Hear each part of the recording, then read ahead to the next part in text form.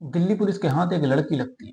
वो लड़की बदहवास और परेशान दिख रही थी। जब उसे दिल्ली पुलिस देखती है, देखने पर उसकी नज़र जाती है, तो वो जब लड़की से पास जाती है, जाने के बाद उससे पूछताछ करती है, तो लड़की बिल्कुल डर जाती है और इतनी डरी हुई, इतनी सहमी हुई थी कि उसे अपने घर का पता भी ठीक से नहीं पता मिल रहा था। जब उससे अच्छे से दिल्ली पुलिस पूछताछ करती है, तो जो मामला खुलकर सामने आता है, तो उसे सुनकर जो पुलिस है, उसके कान खड़े हो जाते हैं। पैर के नीचे से उसकी ज़मीन खिसक जाती है। वो सोचती कि आज के ज़माने में ऐसे-ऐसे कांड कैसे होते हैं, ऐसी-ऐसी घटनाएँ कैसे घटित होती हैं और जो अपने ही होते हैं, वो ऐसा कैसे कर सकते हैं। महज़ 10 साल उम्र थी उस लड़की की और इतनी डरी हुई थी कि वो अपने घर का पता भी नहीं बता पा रही थी। तो जानते हैं ये पूरा मामला क्या था इस वीडियो में। तो नमस्कार दोस्तों, मैं मैक्स कुमार आप सभी का स्वागत करता हूँ इस अपने नए एपिसोड में और इस नई वीडियो में। इस जानकारी देने से पहले आपसे एक छोटी-सी रिक्वेस्ट करना चाहेंगे कि आपने अगर अभी तक वीडियो को लाइक, शेयर नहीं किया है, तो वीडियो को ज़रूर लाइक, शेयर करें, जिससे हमारा हौसला बढ़ता रहे। बात करते हैं इस मामले की, तो जो ये मामला है, वो 13 अप्रैल का मामला है। 13 अप्रैल की बात होती है, गाज़ियाबाद शहर पड़ता है यूपी में, जिसमें गाज़ियाबाद में वो जो ज़िला पड़ता है, उसमें एक शहर है लोनी। गाज़ियाबाद के लोनी की बात है। इसमें एक परिवार रह रहा होता है अच्छे से। एक परिवार रह रहा होता है, जिस परिवार में एक महिला होती है और एक महिला थी, उसकी एक लड़की थी जिसकी उम्र 10 साल थी और एक लड़का था जिसकी उम्र 13 साल थी।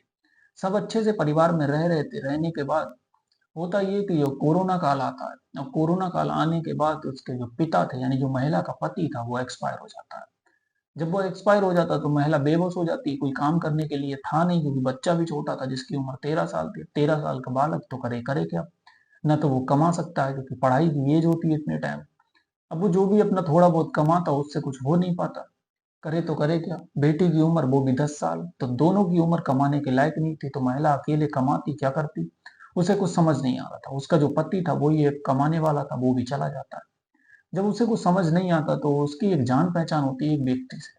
उस व्यक्ति से जब उसकी जान-पहचान होती है, गाज़ियाबाद का जो दिल्ली का व्यक्ति था, ये उससे जान-पहचान होती है। होने के बाद जब वो एक्सपायर हो जाता है, कुछ समय के बाद वो उससे जो है, वो शादी कर लेती है। जब वो उससे शादी कर लेती है, मतलब दूसरी जगह उससे शादी कर लेती है, उसके पास बैठ जाती है। वो सोचती है कहीं न कहीं कि इसके साथ हमारा जीवन यापन अच्छे से हो जाएगा और हमें भी कोई प्रॉब्लम नहीं होगी, हमारे बच्चों की भी पढ़ाई-लिखाई हो जाएगी, सब कुछ हो जाएगा। लेकिन उसे क्या पता था कि हमारे साथ कैसी घटना घटने वाली है। वो उसके साथ अच्छे से रहने लगती है अपने बच्चों के भविष्य सँवारने के लिए, लेकिन करे तो करे क्या? उसके साथ रहने लगती, रहने के बाद कुछ दिन बीतते हैं और बीतने के बाद एक दिन होता ये है कि जो लड़की का बाप था, वो सौतेला बाप था, क्योंकि दूसरी जगह बैठी हुई थी। वो एक दिन जो लड़की थी, उस लड़की पे उसकी गंदी नज़र पड़ जाती है और वो लड़की को गंदी नज़र से देखने लगता है। अब महज़ एक बालकी है, छोटी-सी बेटी है, उसकी 10 साल उम्र है, लड़की की उम्र ही कितनी थी, लेकिन उसकी उस पर गंदी नज़र थी। एक दिन वो लड़की को अपने घर पे जब अकेला देखता है, देखने के बाद उसके साथ दुष्कर्म करता है और जब वो अपनी ही बेटी के साथ दुष्कर्म करता है और करने के बाद फिर किसी को मतलब बताने के लिए मना कर देता है। जब वो लड़की को बताने के लिए मना कर देता, मना करने के बाद तो लड़की भी परेशान हो जाती है। अब छोटी थी, उसे इतनी समझ नहीं थी, तो उसे डरा देता है, धमका देता है। कोई बात नहीं, लड़की जो है फिर भी अपनी माँ को ये बात बताती है।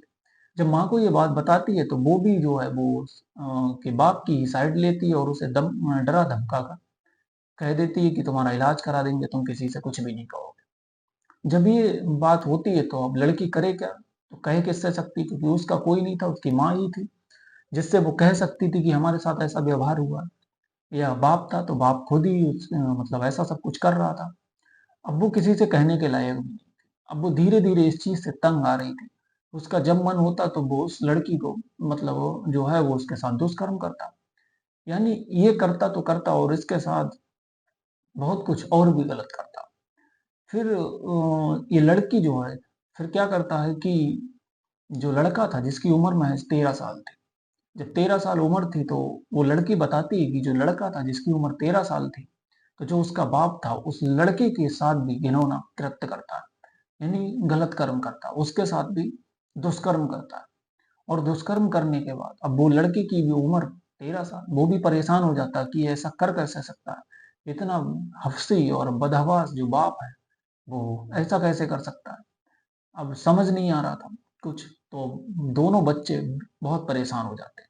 फिर जो लड़का है वो घर छोड़कर चला जाता है, लेकिन जो उसकी माँ थी वो उसकी माँ उसे ढूँढने की बिल्कुल कोशिश नहीं करती। लड़का चला जाता है बाहर, कुछ दिन रहता है, इधर-उधर टहलता, घर पे आना छोड़ देता है और फिर एक चाय की दुकान थी वहाँ काम करने लगता है। अब इधर लड़की ये भी परेशान थी क्योंकि जब उसे मौका मिलता तब वो उसके साथ गलत काम करता। अब वो माँ से कहती तो माँ भी उसे डरा धमका कर कह देती कि हम तुम्हारा इलाज करवा देंगे। अब वो परेशान थी, लड़की भी परेशान। अब लड़की क्या करती है, 20 जनवरी की बात होती है तो लड़की भी 20 जनवरी को जो वो घर छोड़कर चली जाती है और ये 20 जनवरी को घर छोड़कर चली जाती है और फिर वापस ही नहीं आती। एक दिन होता ये कि दिल्ली पुलिस को जो है ये लड़की जो सड़कों पर टहलते हुए मिलती है। अब ये परेशान दिख रही थी, बिल्कुल बदहवास दिख रही थी। तो जब इसको देखती है, देखने के बाद दिल्ली पुलिस इसके पास जाती है, जाने के बाद जब इस लड़की के पास पहुंचने के बाद इसे मतलब रेस्क्यू करती है, इसके पास पहुंचती है, इससे पूछताछ करती है, तो जो वो खुलासा करती है, तो वो उसके बाद दिल्ली पुलिस का ये सब जो खुलासा करती है, तो वो कान तक मतलब बिल्कुल चौंक जाती है और जमीन खिसक जाती है उसके पैरों तले से। कि दिल्ली पुलिस, अब पुलिस के कानों में जब ये बात पहुंचती है तो लड़की से और पूछताछ करती है कि पता क्या है तुम्हारा, कहाँ रहते हो? तो वो अपने बाप से इतनी डरी हुई थी कि वो ठीक से पता भी नहीं बता पा रही थी कि हमारा घर कहाँ है, हम रहते कहाँ हैं, हमारे मम्मी पापा का नाम क्या है। अब वो इस पूरी घटना को पूरी तरह से बता भी नहीं पा रही थी। फिर दिल्ली पुलिस उसे अच्छे से अपने विश्वास में लेती है, भरोसा दिलाती है उसे कि तुम्हारी रक्षा की जाएगी, तुम पूरी तरह से बताओ, तुम्हें कोई कुछ नहीं करेगा। फिर वो ये सारी घटना बताती है और घटना बताने के बाद जो घटना सामने आती है तो पुलिस भी हैरान थी। फिर उसके बाद ये भी बताती कि जो बाप था वो इतना मतलब अपने जो करतूत करता था, हमारे साथ गलत व्यवहार करता था, दुष्कर्म करता था, उसे छुपाने के लिए, किसी को बताए ना हम, इसके लिए वो हमारे चिमटों से, मतलब जो चिमटा होता है उससे नाखून खींचता था। इस तरह का दुर्व्यवहार करता था। अब बच्चे बहुत ज्यादा परेशान थे। फिर पुलिस जो है वो इनकी जब बताती है पूरा मामला, पुलिस जाती है, इनकी गिरफ्तार करती है इन दोनों को और पूछताछ करती है। और करने के बाद जब मामला होता है पूरी तरह से जब साफ हो जाता है, फिर पुलिस दोनों को गिरफ्तार कर और दोनों को जेल भेज देती है। और दोनों को जेल भेजने के बाद इन पर मुकदमा ठोक देती है, पॉक्सो एक्ट वगैरह और सारे के मतलब के मुताबिक। अब जो उसके बाद ये जो मामला है, वो मामला पूरा पुलिस जो है अच्छे से कंट्रोल करके इन दोनों को जेल भेज देती है। तो मतलब इस मामले में आप क्या कहते हैं? आप ज़रूर कमेंट सेक्शन में बताएँ। ऐसे लोगों के साथ क्या करना चाहिए? आप भी बताएँ। ऐसे-ऐसे लोग हमारी मतलब समाज में उपस्थित हैं, पड़े हैं, जिस गंदी सोच के, जो कुछ कहा नहीं जा सकता। किसी का इनका भरोसा नहीं किया जा सकता कि ऐसे लोग जो एक बाप हैं, एक बेटी, एक बेटा, ये भी कुछ भी नहीं छोड़ रहे हैं, तो बचा क्या? क्योंकि यही पवित्र रिश्ते होते हैं, इनको भी ये चूर-चूर करे जा रहे हैं। कितनी-कितनी गंदी सोच इन लोगों की पड़ी हुई। तो बाकी आपको ये कहानी, ये स्टोरी कैसी लगी?